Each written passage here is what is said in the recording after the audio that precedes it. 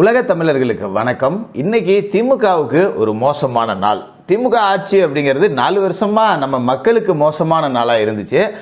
ஆனால் இன்றைய தினம் அப்படிங்கிறது அது அப்படியே பூமராங்க திமுகவுக்கு திரும்பி இருக்கு. இது தொடர்ச்சியாக நடக்கும். இதுக்கு மேலே தேர்தல் வரைக்கும் திமுகவுக்கு மோசமான நாளாக மட்டும்தான் இருக்கணும் அப்படின்னு தான் நம்மளுடைய எல்லாரோட எதிர்பார்ப்பாகவும் இருக்குது, வேண்டுதலாகவும் இருக்குது. அப்படி என்ன திமுகவுக்கு ஒரு மோசமான நாள் அப்படின்னு நீங்கள் கேட்கலாம்.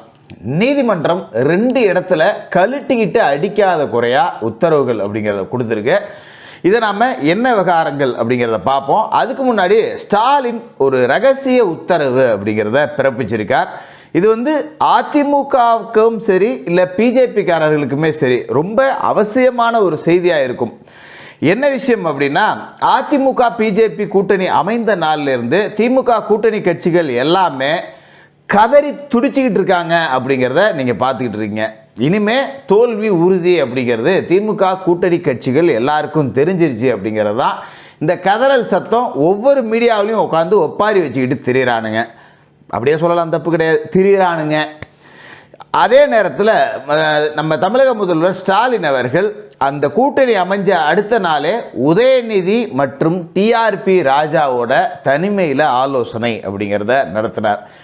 அதாவது ஒரு கூட்டணி அமைஞ்சிருச்சு அப்படின்னா அரசியல் ரீதியாக எதிர்கட்சியினர் அவர்களோட திட்டங்கள் அப்படிங்கிறத வகுக்கிறது சாதாரண விஷயம். அதுக்கு டிஆர்பி ராஜா தான் பெரிய சீனியரா இல்லை உதயநிதி தான் பெரிய சீனியரா? ஒரு டிஆர் பாலை கூப்பிட்டுருந்துருக்கலாம். ஏன்னா அவர் இந்த தேர்தல் அறிக்கை தயாரிப்பு குழுலாம் இருப்பார், கூப்பிட்டு ஆலோசனை நடத்தலாம், ஒரு சீனியர். துரைமுருகனை கூப்பிடலாம், ஒரு சீனியர். ஆராசாவை கூப்பிடலாம், சீனியர். நேற்று பேஞ்ச மலையில் இன்னைக்கு முளைச்ச காளான் டிஆர்பி ராஜாவே எதுக்கு கூப்பிடணும்? ரொம்ப சிம்பிளாக சொல்கிறேன் என்ன நடந்தது அப்படின்னு. டிஆர்பி ராஜா, உதயநிதி, முதல்வர் ஸ்டாலின் இவங்க எல்லாமே ஒன்று சேர்ந்து பேசின விஷயங்கள் என்ன அப்படின்னா, ஐடி விங் சார்பாக நம்ம 200 ரூபா உடன்பிறப்புகள் இருக்காங்கல்ல, அவங்களுக்கு ஒரு 50 ரூபா கூடுதலாக கொடுத்தாலும் சரி, ப்ரமோஷன் அப்படிங்கிறதே வச்சுக்கோ எங்களுக்கு, இல்லை ஒரு இன்க்ரிமெண்ட் அப்படிங்கிறதே வச்சுக்கோ. கொத்தடிமைகள் தான், கொத்தடிமைகள்லேருந்து ப்ரமோஷன்லாம் கிடையாது. ஏன்னா இன்க்ரிமெண்ட் அப்படின்னு வச்சுக்கலாம். 200க்கு பதிலாக 250 அப்படிங்கிறத கூட கொடுத்து தொலைச்சிருங்க. அதிமுக பிஜேபி கூட்டணியை உடைக்கிறதுக்கு என்னென்னலாம் செய்யணுமோ அத்தனையுமே உடன்பிறப்புகளை வச்சு செய்யுங்கன்னு ரகசிய உத்தரவு. இந்த அடிப்படையில் பார்த்தீங்கன்னா இந்த பிகே டீம்லாம் இருக்குல்ல, வடக்கனுங்க நிறையா பேர், அவங்க தமிழில் பதிவே போட மாட்டாங்க பார்த்தீங்கன்னா, அந்த மாதிரி ஆளுகள் எல்லாத்தையும் வச்சுக்கிட்டு இவங்க செய்யக்கூடிய வேலைகள் என்ன செய்யணும் அப்படின்னா, நீங்கள் ட்விட்டரோ ஃபேஸ்புக்கோ இன்ஸ்டாகிராமோ ப்ரொஃபைல்லேருந்து கவர் ஃபோட்டோ ஃபுல்லாக பார்த்தீங்கன்னா அம்மையார் ஜெயலலிதா அவர்களோட ஃபோட்டோ, புரட்சி தலைவர் எம்ஜிஆர் அவர்களோட ஃபோட்டோ, திரு எடப்பாடி பழனிசாமி அவர்களோட ஃபோட்டோ. பார்த்தா பக்கா அதிமுக மாதிரியே இருப்பான். ஆனால் முழுக்க 250 கொத்தடிமை. இப்போ இன்க்ரிமெண்ட் ஆகிடுச்சு, அதனால் 250 அப்படின்னு சொல்கிறேன். முழுக்க அதிமுக வேஷத்தில் இவனுங்க பிரதமர் மோடி அவர்களை கொச்சையாக எழுதுவாங்க, அண்ணாமலை அவர்களை அசிங்கமாக எழுதுவாங்க, தமிழக பிஜேபி தலைவர்களை அசிங்கமாக எழுதுவாங்க, பிஜேபி அப்படிங்கிற கட்சியை ரொம்ப கேவலமாக எழுதுவாங்க. ஆனால் இது எல்லாம் அதிமுக காரன் எழுதுன மாதிரியே இருக்கும். இதால் அதிமுகவுக்கும் பிஜேபிக்குமான அந்த தொண்டர்களுக்குள்ள சண்டை அப்படிங்கிறத மூட்டி விடக்கூடிய ஒரு எப்படி சொல்கிறது, ஒரு கோல் மூட்டி வேலை அப்படின்னு கூட இதை சொல்லலாம். அதை விட கேவலமாக சொல்லலாம், பொதுவெளியில் சொல்லக்கூடாதுன்னு விட்டு போகிறேன். அதே மாதிரி பார்த்தீங்கன்னா மறுபக்கம் பிஜேபிக்காரர்கள் பிரதமர் மோடியோட படம் ப்ரொஃபைலாக இருக்கும், அண்ணாமலையோட படம் ப்ரொஃபைலாக இருக்கும், நயினார் நாகேந்திரனோட படம் ப்ரொஃபைலாக இருக்கும், அமித்ஷாவோட படம் ப்ரொஃபைலாக இருக்கும், இல்லைன்னா கடவுள் படங்கள் ப்ரொஃபைலாக இருக்கும். முழுக்க பிஜேபிக்காரனுக்குடைய அடையாளங்கள் அப்படிங்கிறதெல்லாம் இருக்கும். அங்கே இருந்துட்டு எடப்பாடி பழனிசாமி அவர்களை அசிங்கமாக திட்டணும். அதே மாதிரி அம்மையார் ஜெயலலிதா அவர்களை அசிங்கமாக எழுதுறது, இந்த மாதிரியான வேலைகளை அவங்க செய்வாங்க. அதிமுககாரன் வேஷத்தில் பிஜேபி திட்டுறது, பிஜேபிக்காரன் வேஷத்தில் அதிமுகவை திட்டுறது. இந்த பதிவுகள் இருக்குது பார்த்தீங்களா, இது எல்லாத்தையுமே அக்மாருக்கு கொத்தடிமையாக இருக்காங்க இல்லை 250 ஊப்பிங்க, இவங்க ஸ்க்ரீன்ஷாட் எடுத்து அதிகமாக ஷேர் பண்ணணும். பாடுறா உங்கள் கூட்டணி கட்சிக்காரனே கழிவு ஊத்துறான் அப்படின்னு சொல்லிட்டு இதை பார்த்து எதிர்வினையாற்றணும். இவங்களுக்குள்ளேயே சண்டையை மூட்டி விடணும். இது கீழ்மட்டத்தில் உள்ள ஒரு தொண்டர்களுக்குள்ளே இந்த கூட்டணி அப்படிங்கிறது ஜெல்லாகக்கூடாது. அதாவது அண்ணாமலை அவர்கள் இப்போ பிஜேபிக்கு அண்ணாமலைக்குன்னு ஒரு டீம் இருக்கு இல்லையா, அவங்க எல்லாம் பெரும்பகுதி பேர் பார்த்தீங்கன்னா இளைஞர்கள், சமூக வலைதளத்தில் ஆக்டிவாக இருக்கக்கூடியவங்க. அவங்க எல்லாத்துக்குமே அண்ணாமலையை எடப்பாடி திட்டுறாரு, நம்ம என்னத்துக்கு எடப்பாடிக்கு வேலை செய்யணும் அப்படின்னு சொல்லிட்டு அவங்கள்ட்ட ஒரு அதிருப்தியை உண்டாகணும். இந்த பக்கம் பார்த்தீங்கன்னா எங்கள் தலைவரே திட்டுற அண்ணாமலைக்கு என்ன அவ்வளோ பெரிய இதா அப்படின்னு பிஜேபிக்காரர்களே இவங்க எதிர்த்து திட்டி இவங்க உள்ளே அடிச்சுக்கணும். இதுதான் ஸ்டாலின் அவர்கள் இந்த கொத்தடிமைகளுக்கு கொடுத்த உத்தரவு. இதான் டிஆர்பி ராஜா அப்படிங்கிறவர் இப்போ செய்கிறார். அதனால தான் இவரை கூப்பிட்டு அந்த வேலை அப்படிங்கிறத பார்க்க சொன்னது.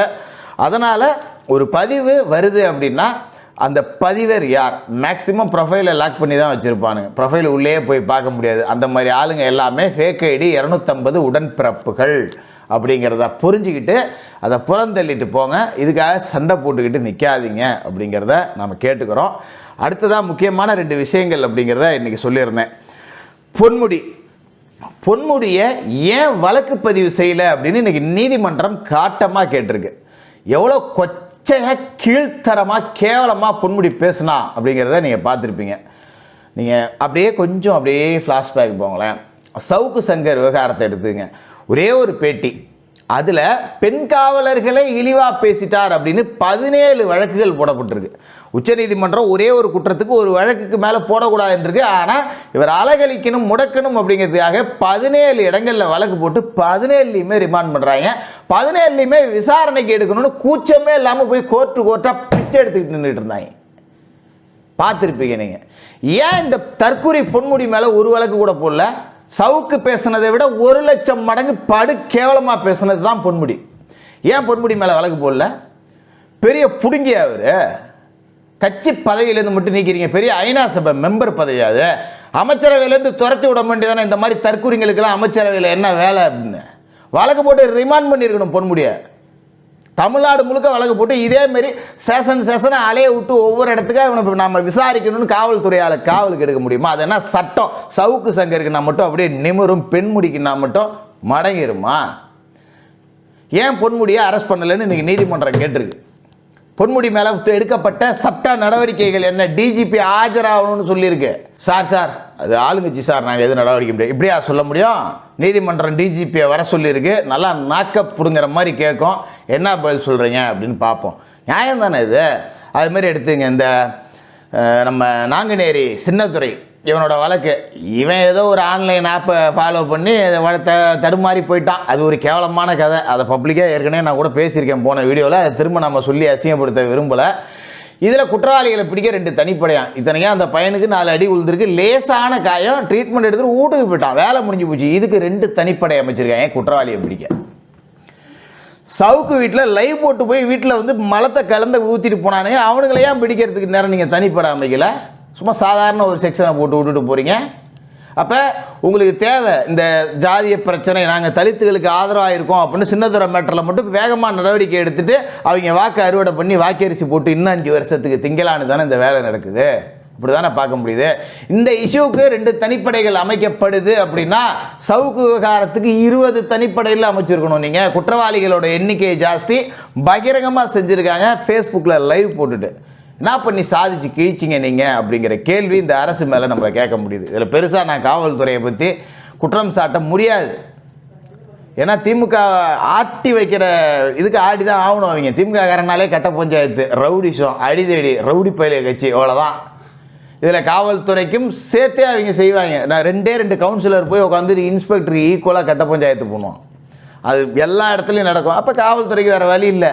சொன்னதை செய்யலைன்னா எங்கேயாவது ட்ரான்ஸ்ஃபர் போடுவாங்க. அவன் புள்ள ஊட்டியெல்லாம் படிக்கிறத விட்டுட்டு வேறு ஊருக்கு பொட்டியை கட்டிட்டு ட்ரான்ஸ்ஃபர் வாங்கிட்டு ஓடணும். அதனால் காவல்துறையினர் பயப்பட தான் செய்வாங்க. அதுதான் நடக்குது இங்கே. அப்போ இந்த மாதிரியான விவகாரங்கள் எல்லாத்துக்கும் நீதிமன்றம் இப்போ தலையிடுது. பொன்முடியை வந்து நீதிமன்றம் தலையிட சொல்லி தான் இங்கே நாம் வழக்கு போடணும் அப்படின்னா எல்லாத்துக்குமே நீதிமன்றம்னா நீதிமன்றமே ஆண்டுட்டு போகலாமே. எதுக்கு ஒரு பொம்மைக்கு விற்க மாட்டி கொண்டு வந்து முதலமைச்சர்னு உட்கார வச்சுருக்கீங்க? நீதிமன்றமே ஆட்சி செஞ்சுட்டு போட்டு நீதிபதிகளே முதலமைச்சராக இருந்துட்டு போட்டு என்னத்துக்கு இந்த பீஸை கொண்டு வந்து உட்கார வச்சுருக்கீங்க? ஒன்றுத்துக்கும் உதவாத அப்படிங்கிற கேள்வியை இங்கே எழுப்ப வேண்டியது இருக்கா இல்லையா? நிச்சயமாக இருக்குது.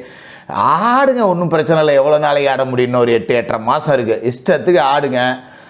உங்களோட இந்த பித்தலாட்டத்தனம், பிள்ளகாத்தனம், இந்த 200 ரூபா ஊப்பிங்களை வச்சுக்கிட்டு சீன் போடுறது, கூட்டணி கொத்தடிமைகளை வச்சுக்கிட்டு பேட்டி கொடுத்து கதறிட்டு கிடக்கிறது, இது எல்லாமே உங்களோட தோல்வி பயம் அப்படிங்கிறத காட்டுது அப்படிங்கிறது பட்டவர்த்தனமாக தெரியுது. இன்னும் அதிமுக பிஜேபி கூட்டணிக்குள்ள பல கட்சிகள் வர இருக்கு. யார் யாருக்கு எத்தனை சீட் கொடுக்கப்பட போகுது, தோராயமான பேச்சுவார்த்தைகள் என்ன நடந்துகிட்டு இருக்கு, அதிமுக கூட்டணி இறுதி செய்யப்படுவது எந்த மாதிரியான அடிப்படையில், அதிமுக 160 இடங்கள்ல நிற்பது உறுதி அப்படிங்கிற அடிப்படையான முக்கியமான தகவலோட தரவுகளோட அடுத்த வீடியோவில் பேசுவோம்.